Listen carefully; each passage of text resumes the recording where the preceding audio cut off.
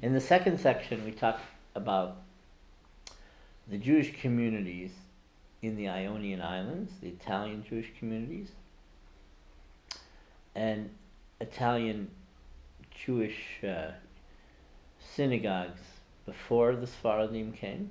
Okay, we talked about the Jews of Corfu and all the persecution and anti-Semitism. We even talked about how they had it tough under the British, but basically how they flourished under the Venetian rule. The Jewish community of Zakynthos had a Venetian past. They also had polemics with local Greek Orthodox. They survived the Holocaust, but it all came to an end when all the people left the island in 1946 in illegal immigration on the Henrietta Sewell boat, or in 1953 because of the earthquake. The Jews of Cephalodia disbanded in 1870, but beforehand there were a few centuries of Jewish life and Jewish Italian life. We talked about Crete and what a melange it is historically, how it was Venetian, how it became Ottoman, but it was a melange of cultures between the Romaniot, Judeo-Greek speaking culture, and various Italian cultures, and how it was influenced by Venetian rule. We talked about the Jews of Rhodes, who were initially Ottoman, but from 1911 to 1943 were under Italian occupation. We talked about in the past also their Italian identities, as well as the Judeo-Spanish Sephardic identities of the Jews of Rhodes. The Jews of Corfu also dispersed to Manchester early in the 1840s, 1850s, during the Industrial Revolution as cotton merchants. Then we talked about how they went to, in 1891, after the riots and the blood libel, they went to Alexandria and Trieste, and then they remained primarily, though, in Corfu, and unfortunately were deported in the Holocaust. The Jews of Rhodes, it was a small island. So at the end of the Ottoman Empire, during economic decline, and also because of the island being small and limited in economic possibilities, youth either went to the Americas or Africa. So I explained how the Jews of Rhodes got to Rhodesia, then how they got to the Belgian Congo, and after many decades of good lives and economic prosperity in the Belgian Congo and in Zaire, they eventually had to leave because of rioting and anti-foreign resentment, and in Zaire things became too corrupt and politically too unstable.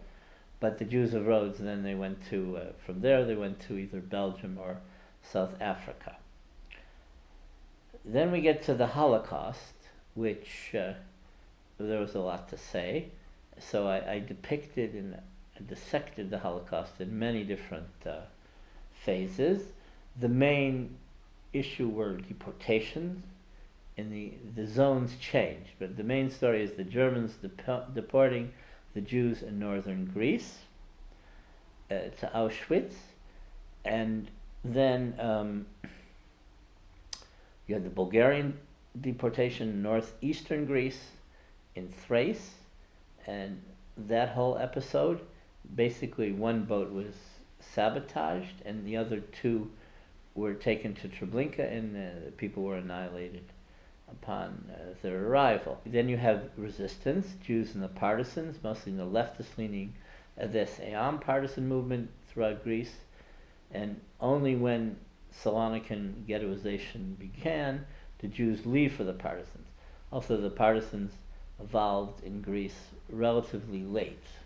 Only at the end of 1942 were there official partisan movements. So then the third aspect of the Holocaust is hiding, primarily in the south of Greece, in the areas that were Italian, where the Jews weren't touched, and when the Italians fell, the Germans took over, and then the Jews were on the run, persecuted. A lot of the Jews that hid in Athens were Jews who had fled Salonika already in 1942.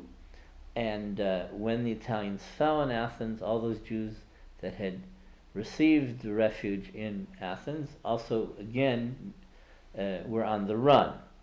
But we talked a lot about a miraculous rescue in Athens of Jews by the Greek Orthodox and Catholic churches, by the police who issued false identity cards. We interviewed a survivor from Yanina, Artemis Meron, talked about her story, talked about the loss of her Batish family, talked about being young at the age of 15 in Auschwitz. Then we talked about the Jews, primarily of Salonika and other places from Greece, in Auschwitz and in the death and then labor camps. And we mentioned how the Jews of Salonika were also deported to Treblinka and possibly Sobibor. We talked about medical experiments in the camps, and Salonican Jews being male and females being medical experiment victims. We talked about the Jews in sports in Auschwitz, in the Sfaradim. We talked about Jaco Razon, the boxer. We talked about Jaco Maestro, the young work coordinator who did miracles and rescued a lot of people. We talked about the Jews in culture in Auschwitz, in the orchestras, the male orchestra, the female orchestra, and as physicians. We talked about Greek Jewry in the Birkenau revolt. These primarily were not Salonican Jews. They were Jews who were partisans already in the southern part of Greece, and they were arrested, and then they were deported. But they knew what was happening, and they worked in the Sonderkommando. They had to push people into the gas chambers, and then take the dead bodies and burn them in what are called crematorium. And then but they revolted, because every 3 months these Jews were executed, because the Nazis didn't want them to be around as evidence. But they revolted. The revolt was unsuccessful in total, but they were very valiant. So they revolted in crematorium number 4 and then crematorium number 3. And the Jews also, in 2 groups, the Salonican Jews in August and October 1943 were deported to Warsaw. The Warsaw Ghetto had been destroyed, but it was part of the task of Auschwitz as a labor camp, now not as a death camp, to clean up the destroyed Warsaw Ghetto. So the camp was called Gęsie, and the Jews, there were 4,000 Jews there, but the first 2 groups were Salonican groups. And then at the end of July 1944, all these almost 4,000 people were cleared out, and they were sent on a walking march to Dachau. But the ones that remained in the camp or in the Pawiak prison, they were freed on August 1st, 1944, when the Polish resistance started its first revolt against the Germans in Warsaw. So there were heroic stories about Salonicans who had remained and joined the resistance. There was a Dario Levi who shot 2 tank shells from a captured German tank, who shot and blew up the Pawiak prison, and then the Jews and others who were in the prison were freed. But there was a general war between the Polish resistance and the Germans, so that a lot of these people died in the fighting in the crossfire.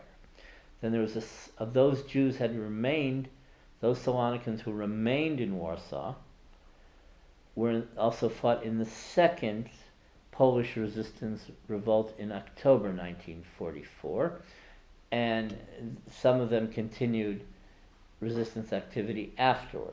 So we talk about all of this, and then we talked about Sephardic culture in Greece in the 19th and 20th century until the Holocaust. So, as a result of the modernization process in the mid-19th century in Ottoman Greece, the Jews began to have a secular literature. began to have drama, began a more secular music, and we talk about all of this. And also the balladry of the Sfaradim changed from classical romances to more modern music. You even had Judeo-Spanish tango, but then you had a Judeo-Spanish press, and so the press, it was a general. There was a general political or ideological line of being Ottoman, or later you had the Young Turk Revolution, 1908. After that, you had, at the end of the Ottoman Empire, you had political freedom. So you had the beginning of the Zionist press, and then you had also the socialist press. Then Salonika and Macedonia become Greek in 1912. So at this period, in the interwar period, you still have a Judeo-Spanish press. You have a Judeo-Spanish Zionist press, and you have a Judeo-Spanish general press, and you have a Judeo-Spanish socialist labor secular press. We talked about all these things. We talked about how the Romaniot had a tradition of piyutim, or religious liturgy and prayer. We talked about Judeo-Greek. We talked about the various features of Judeo-Italian of Corfu. We talked about Greek Jews in the arts. Many of these were assimilated people. Some were even Ashkenazim who had lived in Greece or just by accident grew up in Greece. Their parents, let's say, came as refugees from Russia or something. But then others were local educated Jews in Greece, or Sfaradim who managed to